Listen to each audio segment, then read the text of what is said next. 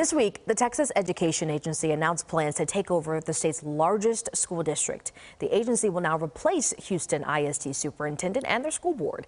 Is it something, though, that we could see here in North Texas? Our Andrea Lucia looked into it for you. News of a state takeover of Houston ISD has drawn criticism from many of the city's leaders. This is a hostile and unjust takeover. State law allows the TEA to seize control as it has with 16 districts. Houston's, though, is by far the largest. In a letter to HISD, TEA Commissioner Mike Morath listed two reasons for the takeover. A single HISD campus that received an F rating for 5 years in a row, and a conservator in place for more than 2 years because of another struggling campus. Do solemnly swear.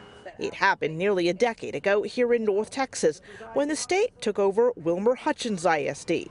The district was dissolved and its students and campuses absorbed by Dallas ISD.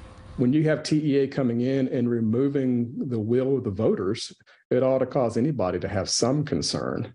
Attorney Stephen Dubner represented Kemp ISD successfully fending off a takeover attempt there 2 years ago. He says the TEA could certainly attempt to take over other districts here in North Texas, particularly if they have campuses struggling academically or conflict between the superintendent and the school board. But the TEA, Dubner says, can investigate a district for any number of reasons defined by law. But the very last one is when the commissioner believes it's necessary.